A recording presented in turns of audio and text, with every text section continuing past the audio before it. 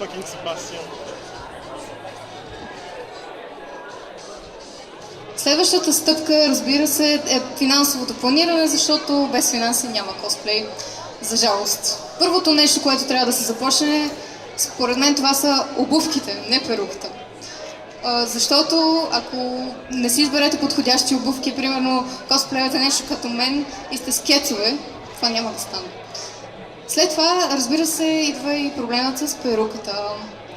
Каква е дължината и доста важно цветът, дали ще се моделира, дали ще се прави по някакъв определен начин, трябва да имате определени фиксирани цени за всяко едно нещо. Платовете също са доста от значение, може винаги да купите нещо по, така да го кажа, ефтино или нещо доста по-скъпо, което да изглежда много по-добре. Материалите за крафтене никога не може да се предвиди цената им или колко материал ще отиде, защото винаги може да се случи нещо непредвидено. И тук съм написала горе-долу ориентировъчни цени на нещата, които да си запланувате, като перука от 20-40 лева, зависимост от дължината, като най-много 40, даже не давайте почти толкова за перука. Обувките е хубаво да си вземете някакви доста по-ефтини, които могат да се преобразяват, да се пребоядисват и подобно. Платовете, сега това е доста, как да го кажа, трудна тема. Принципно аз винаги си купувам по-ефтините, съжалявам. Но пък самият материал е доста по-важен. Друго, материалите за крафтане, разбира се, едно от най-важните неща, това е боята. Може да използвате различни бои, като за правенето на армори се препоръчват акрилни бои или спрейове и така, също така различни лакове, в зависимост от това какво ще правите.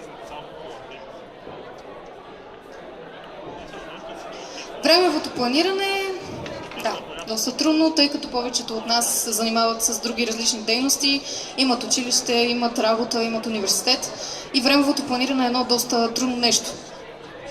С това трябва да се започне винаги от времето за крафтане, тъй като то отнема, така да се каже, най-дълго. Съхненето на боята е много трудно, бавно. Също така времето за шиене е изключително бавно, кройките. Винаги може да направите нещо, което е доста по-голямо и трябва да го оправяте постоянно, това отнема доста време. И разбира се, най-важното нещо това е времето за детайли. Детайлите са едно от най-важните неща в косплеят.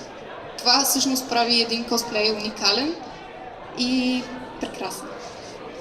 Времето за грешки и поправяне, това винаги се случва, разбира се, 2 дни преди евента, за жалост. Но така е, разпадат се разни неща и трябва да ги поправяме. Хубаво е да сте готови 2-3 дни преди евента. Знам, че хората не го правят, но се надявам да се слушат в моите съвети. Да.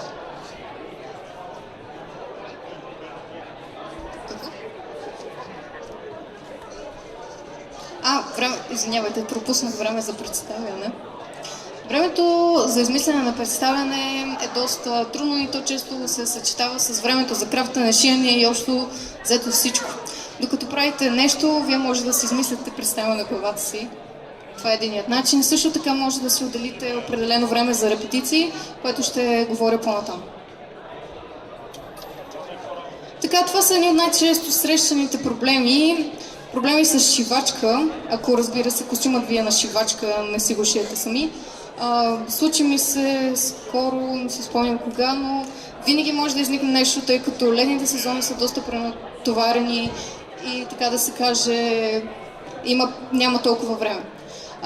Съхнене на боята, както казах в последните моменти и мигове преди косплея, не е хубаво, трябва да се има в предвид непредвиденото разпадане на костюм, на пропове и на подобни. Случаи ми се, разбира се, успя да го поправя на време, вече си е наред. И на сигурност в уменията. Разбира се, трябва да подбирате косплей според това какви умения имате, защото не може да се свърлите на нещо супер трудно и просто да не успеете да го направите. Трябва да се самооцените по един обективен начин, за да може все пак да успеете. Така, материали. Платове, копчета, еластик и подобни всякакви за шиене неща, те спасяват положението във всеки един случай, даже и при крафтенето. Като разбира се, моят най-добър приятел са тик-так копчетата. Те могат да се слагат навсякъде буквално, както и ластикът. Също така и велкрото, което доста помага за армора. Не знам дали знаете какво е това, но това са такива залепващи лепенки. Също така платовете, казах. Това тук долу всъщност са ширити, което доста разкрасява костюма, е доста ефектно за слагане, доста лесно се шие. И какво друго мога да кажа? Катарами. Катарами винаги е хубаво да си купувате, но ако можете да си направите, е много по-добре, защото катарамите имат специфични детайли, които е хубаво вие сами да си направите. Ами, така, материали за брони. Там. Има различни видове материали за брони, като най-използвания в момента в света това е урблата. Тя е един от най-скъпите материали за косплей и в България почти не се използва, за жалост. Да, не за щастие. С нея се работи изключително лесно, тя се загрява и става като пластилин и е ужасно готина за обработване, ето виждате. В България се ползват няколко видове материали, като напоследък доста голям, така да ви кажа, интересът към биреният картон. Ето това тук долу е направено от бирен картон. С него той е някакси по-жилав, така да се каже, може да се моделират различни шарки и е доста ефектен. Също така Evafoam, тя винаги спасява положението, е вид гумирана хартия, така го водят в арт-магазините, може да се намери там и е изключително лесно се огъва, лесно се разтяга. Ако направите нещо по-малко, винаги може да го направите малко по-голямо, като го разтопите с хитга. Помощните материали... не, това са инструментите, извинете. Glue gun, ето това сладко нещо, е пистолет за горещо лепило. То също така е най-добрият приятел на косплеера. С него се ползват, разбира се, за броня, може да се използва върху дрехи, върху всякакви неща, но единственото нещо, което налепи, това е метал, за жалост. Това е heat gun, който всъщност разтапя Evafoam, за да може да се моделира по определен начин. И разбира се, макетните ножчета, с които се дялка фибранът, който също е един материал за направата на брони и пробове. И имайте на предвид, че когато дялкате фибран, трябва да си купите няколко вида различни макетни ножчета и се продават също така, как да го кажа, пакетчета с допълнителни резци. Така, хубаво е да си взимате малки макетни ножчета за малките детайли, както казах, те са от изключително голямо значение. Така, помощните материали. Разбира се, знаете за какво говорим. Така, това е duct tape. Ако нямате duct tape на евент, значи не сте косплеер, това е.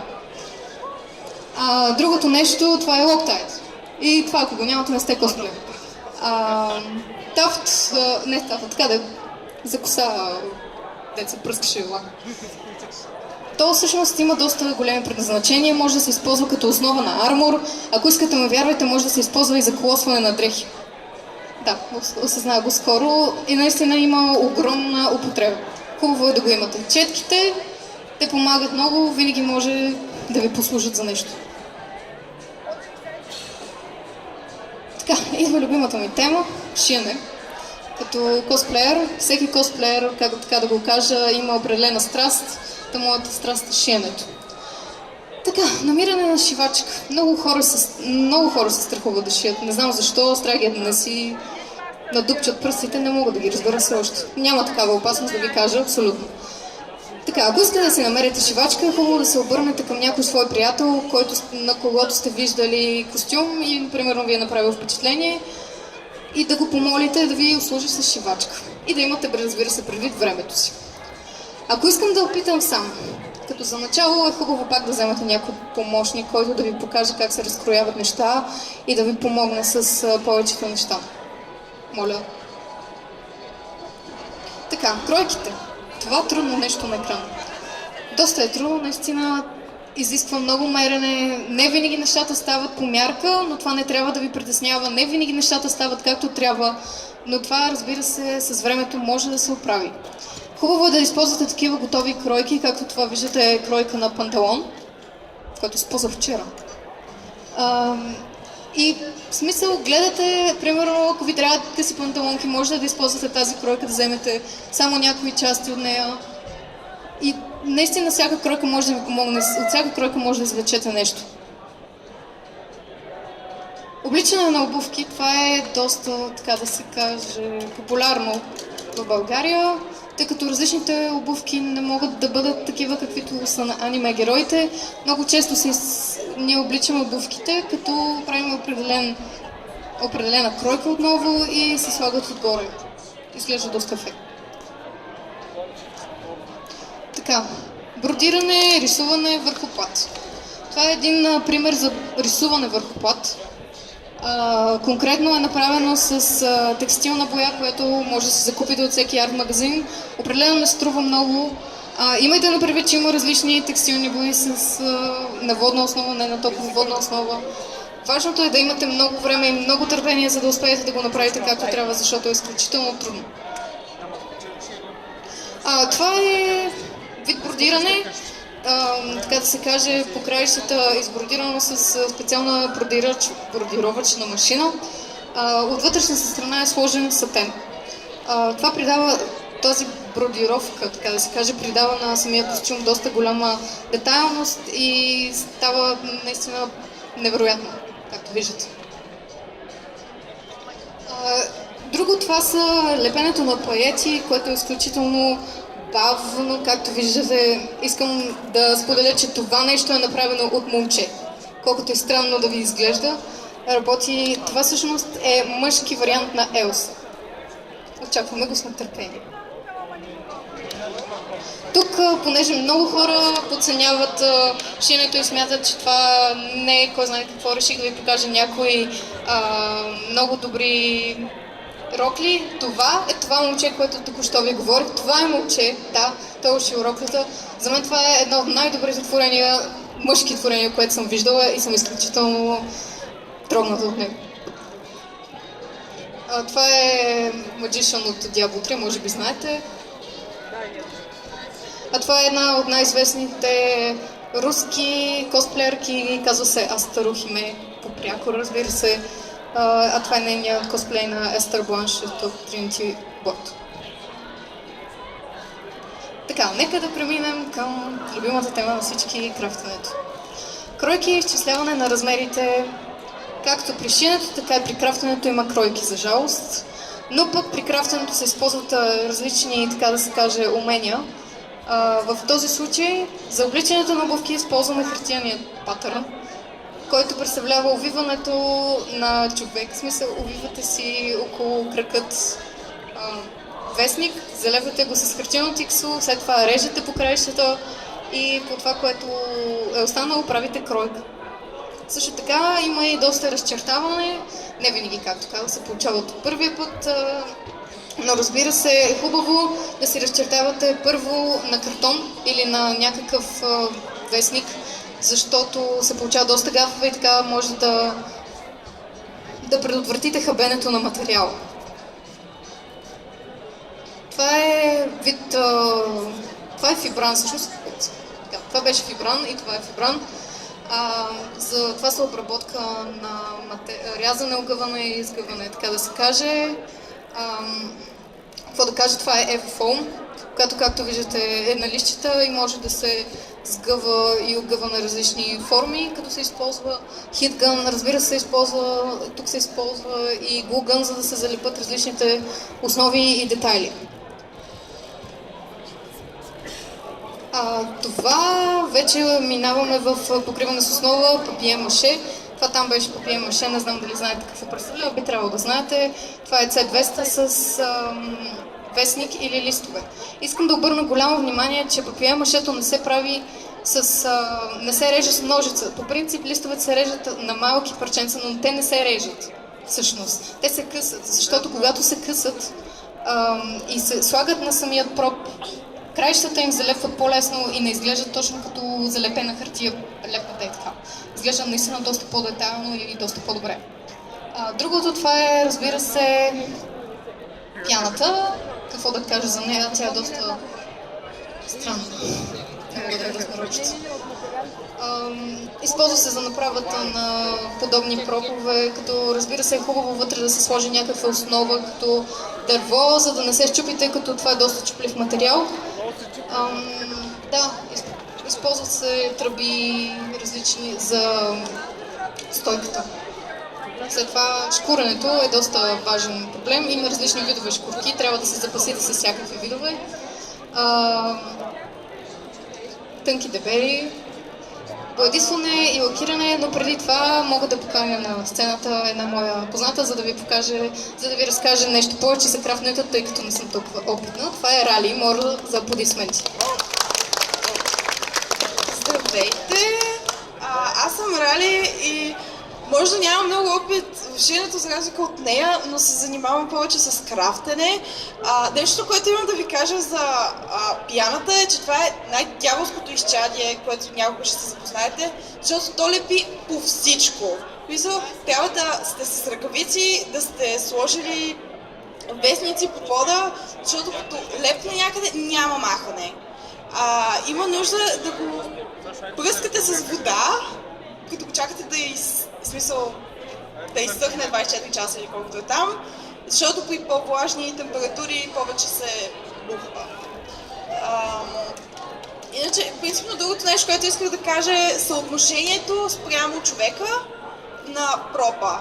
Как да определиш точно колко сантиметра да ти бъде пропа, трябва да видиш колко е висок спрямо героя и да видиш колко трябва да бъде спрямо теб. Примерно, ако меча е на героя от рамото до коляното, значи просто премери своето разстояние за... не знам. На мен много по-любим материал, принципно ми е фибрана, което е изолация, колкото и странно да звучи, но повярвайте ми, работили сме с много по-странни неща от изолация. Фибрана представлява едно синьо-зелено нещо на листа, твърдо, което като обработка се реже с макетни ножчета и... чакайте. Просто направо ще демонстрирам. Този став принципно е направен от тръба, ПВЦ за основа и фибран като сандвич отгоре, вграден в нея и папиер-маше отгоре. И това принципно е изключително здрав и сигурен начин, по който да не ти се счупи пропа. Аз много си го харесвам, не знам за вас. Много благодаря, Рали. Наистина си прекрасна. Така, нека да продължим. Рали не каза нищо за боядисването и лакирането, като за начало е много хубаво, след като боядисате всичко и направите, да го минете с лак, който да не люпи боята, да не пада, защото наистина това е голям фейл да ви падне боята. Дай, напред. Тук за екзампъл съм извадила една от най-добрите косплеерки на Armor, Камуи, която ви е показала в различни етапи на обработка, разбира се отново с върбла, начинът по който да боядисате един проф, като за начало се започва с ева, нещо като кройки, отгоре се слага лърбла от двете страни, след това се боядисва задължително в черен цвят, за да изглежда, за да има ефектът на силни сценки и да е по-поразителен. И след това, разбира се добавят различните цветове и накрая се добавят и детайли. На следващия също това е един честпис, който е доста, така да се каже, сразителен. Тук съм избрала едни от най-добрите косплеери на Armor, които за мен са любимци в момента. Това беше направен наскоро костюм за евент в Германия, ако не се лъжа. Това е момиче. Разбира се, ние момичета сме доста. Няма значение. Това са една двойка, която са наистина невероятни и техните костюми и барберия са прекрасни. И също така любимката ми Камуи, с която има възможност да се запозная. Тя е наистина прекрасна личност и се справя невероятно, както виждате. Има невероятен опит и доколкото разбрах, един подобен костюм прави за точно 2 седмици, което е направо изумително.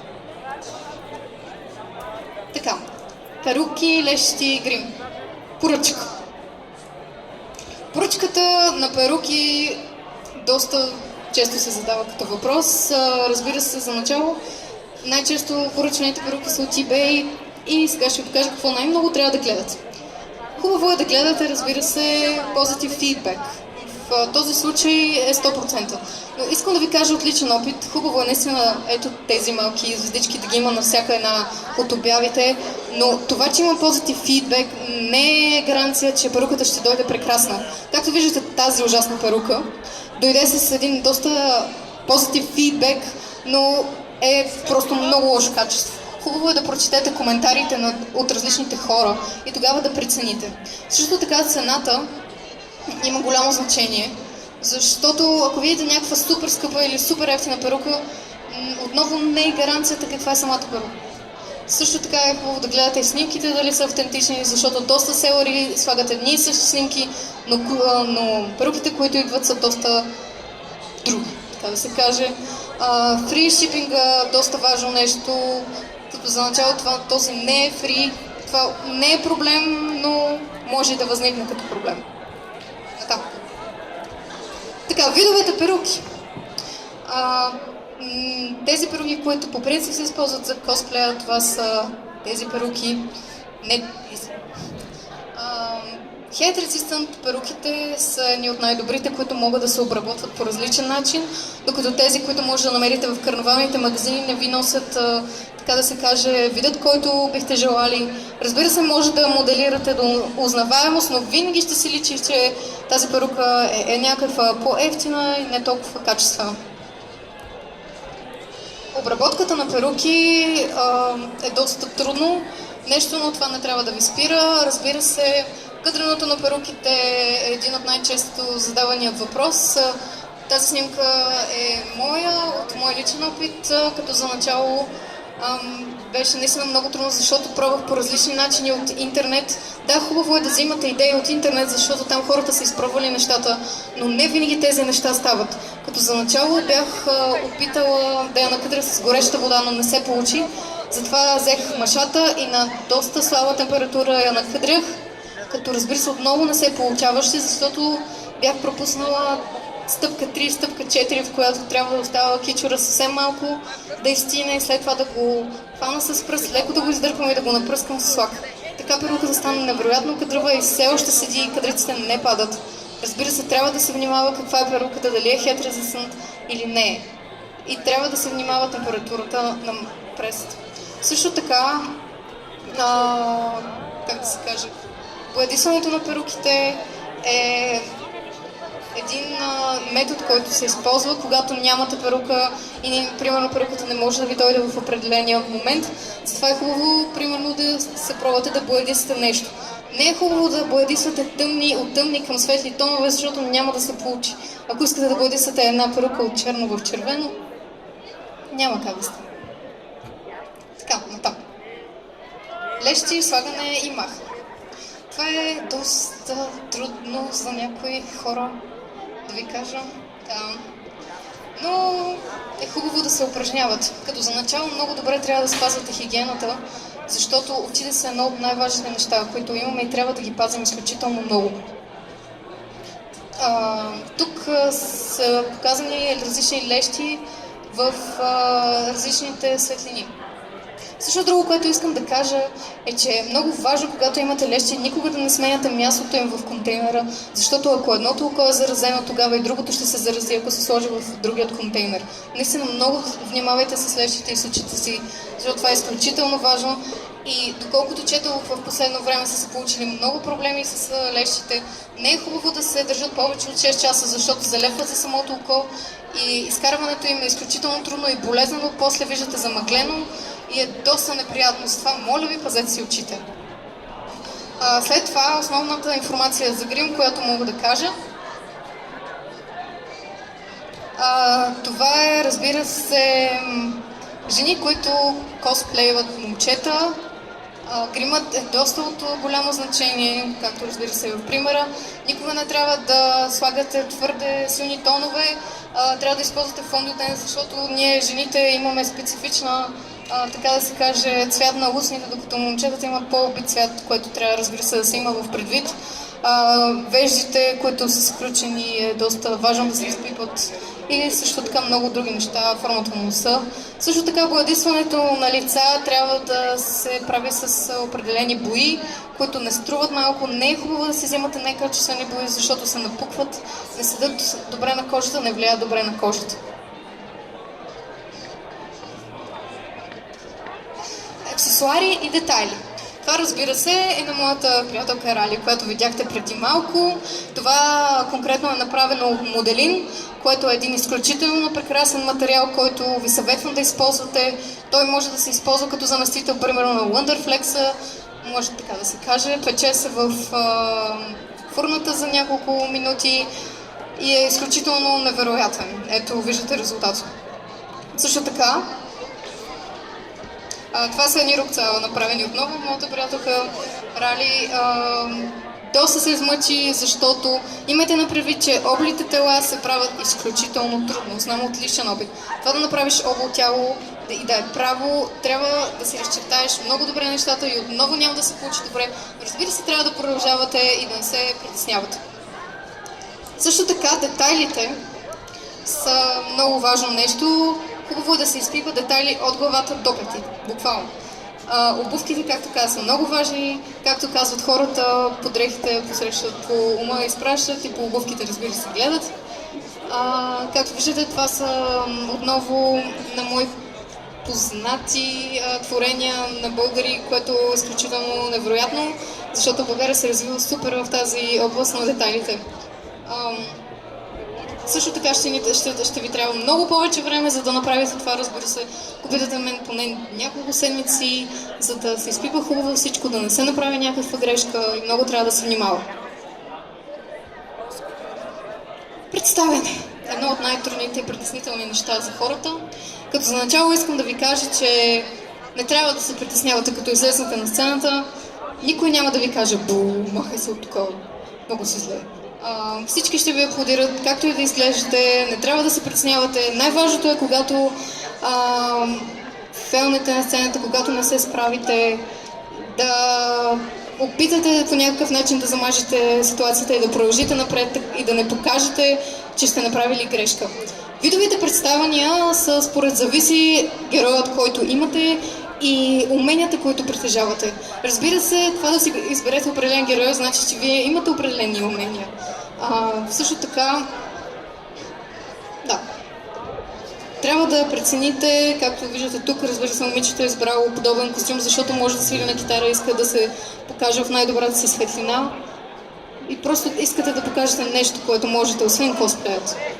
Репетирането е доста важно. Ако искате да правите големи сценки, както примерно на тази там, тя беше около 10 минути, е хубаво да имате репетиции допълнителни, които горе-долу да отнемат поне една седмица, за да може да изгладите абсолютно всичко, а не в последния момент да си измислите представяне. Също така, на сцената, ако не знаете какво да правите, винаги е добре да позирате по определен начин, по който героя се държи. Може да погледнете някои негови снимки от интернет и просто да изкопирате държанието му и маниерите му на сцената. Това е достатъчно за едно представяне.